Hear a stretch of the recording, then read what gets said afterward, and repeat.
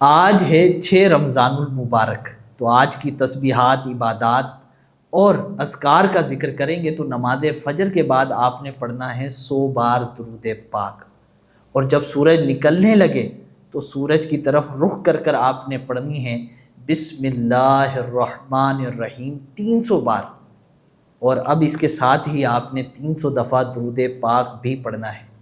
اس کی برکت کیا ہوگی کہ اللہ پاک اس پڑھنے والے کو ایسی جگہ سے رزق عطا فرمائے گا جہاں سے اس کا گمان بھی نہیں ہے، اور اگر آپ اسے پورے سال روزانہ پڑھنے کی عادت ڈالیں گے تو فقط 1 سال کے اندر اندر امیر و کبیر بن جائیں گے۔ یہ اپنی طرف سے بات نہیں کر رہا، شمس المعارف جو علامہ بونی رحمۃ اللہ تعالیٰ علیہ کی کتاب ہے اس کے اندر یہ وظیفہ موجود ہے۔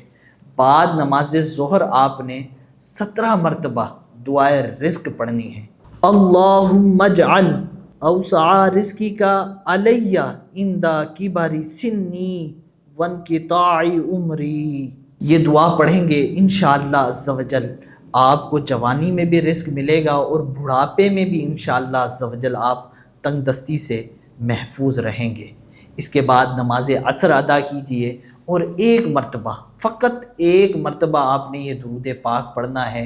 اللہم صلی علی سیدنا محمد عدد ما فی علم اللہ صلاۃ دائمۃ بدوام ملک اللہ۔ حضرت احمد صابی علیہ رحمہ فرماتے ہیں کہ اس درود پاک کو 1 بار پڑھنے سے 6 لاکھ درود پاک کا ثواب ملتا ہے۔ تو یہ درود پاک پورے سال بھی پڑھیں، اور آج خصوصی آپ نے پڑھنا ہے۔ نماز عصر کے بعد 1 گلاس پانی لے لیں، یا شربت کا گلاس، اگر افطار کا شربت تیار ہو گیا ہے تو وہ لے لیں، اور اس پر یہ 5 آیتیں آپ نے پڑھنی ہیں۔ لیکن ابھی پی تو سکتے نہیں، پینا افطار کے بعد ہے، خود بھی پی سکتے ہیں یا اپنے اس مریض کو بھی پلا سکتے ہیں جس کو ڈاکٹروں نے لا علاج کہہ دیا ہے۔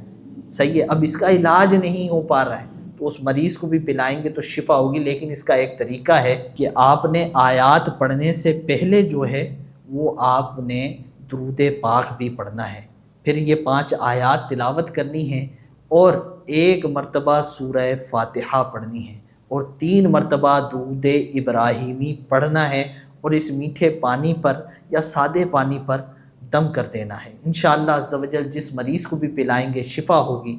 آیتیں کیا ہیں؟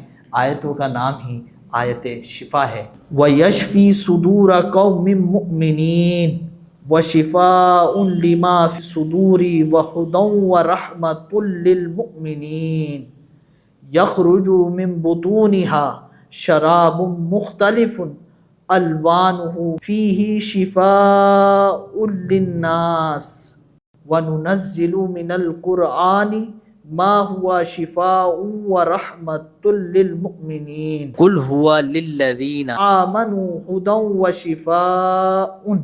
یہ 5 آیات آپ نے تلاوت کرنی ہے۔ ان آیتوں کو آیت شفا بھی کہا جاتا ہے۔ یہ دم کرنے کے بعد آپ نے افطار اس سے کر لیں یا اپنے مریض کو پلا دیں۔ بعد نماز مغرب آپ نے سورہ ملک کی تلاوت کرنی ہے، انشاءاللہ عذاب قبر سے آپ محفوظ رہیں گے۔ نماز عشاء کے بعد تراویح کا اہتمام کیجیے، اور 1 مرتبہ سورہ واقعہ پڑھ کر سو جائیے۔ سحری میں جلدی اٹھیے کہ نماز تہجد بھی آپ نے ادا کرنی ہے، اور کم از کم 1 سپارہ قرآن مجید کا بھی ضرور تلاوت کرنا ہے۔